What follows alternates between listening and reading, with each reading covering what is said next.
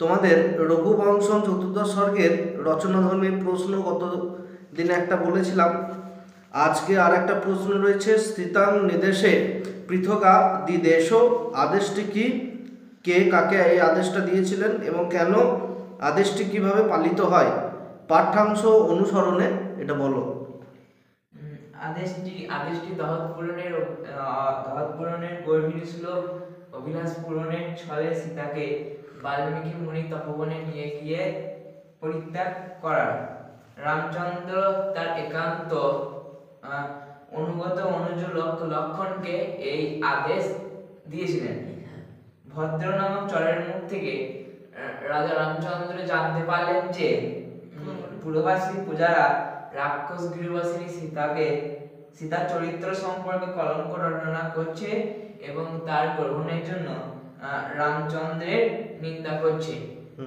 রামচন্দ্র ছিলেন আদর্শ পূজারঞ্জক রাজা, আবার তিনি ছিলেন যশোধন, অর্থাৎ প্রাণের যে যশ ছিল তার কাছে বেশি গুরুত্বপূর্ণ। এই অপযশ মোচনের অন্য কোনো উপায় না পেয়ে তিনি বাধ্য হয়ে নিষ্কলুষ চরিত্র অগ্নিবিশুদ্ধা প্রিয়তমা পত্নী সীতা দেবীকে পরিত্যাগ করার সিদ্ধান্ত গ্রহণ করেন এবং এই আদেশ দিলেন। গুরুজনের আদেশে নির্বিচারে পালন করা উচিত বিবেচনা করে লক্ষণ সেই নিষ্ঠুর আদেশ শিরোধার্য করে সুমন্ত্র চালিত রথে সীতাকে নিয়ে বাল্মীকি মুনির আশ্রমের দিকে চললেন এবং পথে মনোরম নানা প্রাকৃতিক দৃশ্য দর্শন করতে করতে সীতা আনন্দিত চিত্তে ভাবছিলেন যে তার বঞ্চিত তার প্রিয়তম রামচন্দ্র তার প্রিয় কার্য সাধনে খুবই তৎপর, কিন্তু প্রিয়তমের দর্শন থেকে চিরতরে বঞ্চিত তার দক্ষিণ নয়ন স্পন্দিত হয়ে তাকে ভাবি মহাদুঃখের আভাস দিলে তার মূলগত বিষাদে মলিন হয়ে যান। মুখপদ্ম বিষাদে মলিন হয়ে গেল। তিনি রামচন্দ্রের ও তার ভ্রাতাদের অমঙ্গল আশঙ্কা করে তাদের মঙ্গল কামনা করতে লাগলেন। পথে গঙ্গা তীরের পুলিনে লক্ষণ সীতাকে রথ থেকে নামালেন। তখন গঙ্গায় অনেক তরঙ্গ উঠেছিল। গঙ্গা যেন তরঙ্গ হস্ত উত্তোলন করে লক্ষণকে সীতা পরিত্যাগের কাজটি করতে নিষেধ করলেন, কিন্তু লক্ষণ কিরাত কর্তৃক আনিত এক বিশেষ নৌকায় চড়ে সীতাকে নিয়ে গঙ্গা পার হয়ে বাল্মীকি মুনির তপবনের সন্নিকটে এসে উপস্থিত হলেন। তারপর তিনি বাষ্পরুদ্ধ কণ্ঠে কোনো রকমে সীতাকে রামের নিষ্ঠুর আদেশ জানালেন। বিনা মেঘে বজ্রপাতের ন্যায় সেই আঘাতে সীতা মূর্ছিত হয়ে মাটিতে পড়ে গেলেন।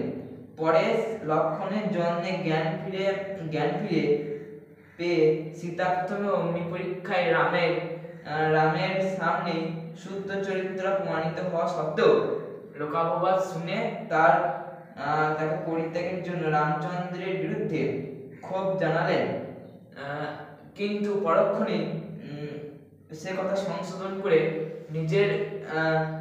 নিজেরই পূর্বজন্মের পাপের অথবা স্বপত্নী রাজলক্ষ্মীর চক্রান্তের ফল বলে এই দণ্ডকে মেনে নিলেন। লক্ষণের মাধ্যমে তিনি তার গর্ভস্থ রামের সন্তানের জন্য মঙ্গল কামনা করতে শ্বশুরমতাদের অনুরোধ জানালেন। রামের অনুগ্রহের পূর্বে রাক্ষসপীড়িত মুনিগণের পত্নীদের আশ্রয়দায়িনী হয়ে এখন রাম বিদ্যমান থাকতে কি করে তিনি অন্যের আশ্রয় প্রার্থিনী হবেন হবেন সেই সেই চিন্তা চিন্তা ব্যক্ত করলেন। হুম। যিনি প্রিয়তমের চিরবিচ্ছেদ এই হতভাগ্য জীবন তুচ্ছ করতেন করতেন, কিন্তু তার গর্ভে অবস্থিত রামচন্দ্রের সন্তানকে রক্ষা করবার জন্যই তার জীবন ধারণ করতে হবে। তবে প্রসবের পর তিনি সূর্যের প্রতি দৃষ্টি নিবদ্ধ করে কঠোর তপস্যা করবেন, যাতে পরজন্ম রামকে প্রতিরূপে লাভ করেন, অথচ এ জন্মের মধ্যে বিচ্ছেদ না ঘটে। হুম। এবং অবশেষে রাজার মনোনির্দিষ্ট কর্তব্য হিসেবে সাধারণ প্রজার ন্যায় রামচন্দ্র যেন তাকে রক্ষা করেন, সেই অনুরোধ তিনি লক্ষণের মাধ্যমে রামকে জানান। লক্ষণ সব কথা জানাবার প্রতিশ্রুতি দিয়ে তাকে বাল্মীকির আশ্রমের পথ দেখিয়ে চলে গেলেন।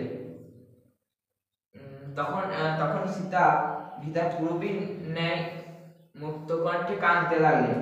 সেই কান্না শুনে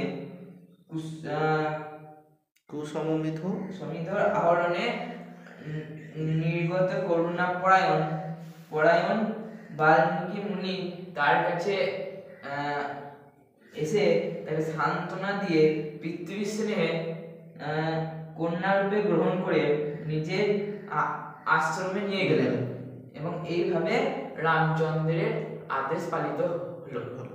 বাহ, বেশ। এরপরে যে প্রশ্নটা থাকলো সেটা হচ্ছে সীতার চরিত্র নিজের ভাষায় লেখো, বা রামচন্দ্রের লক্ষ্মণজির প্রতি সীতার উক্তি নিজের ভাষায় লেখো। এই প্রশ্নটা থাকবে পরের দিনের জন্য।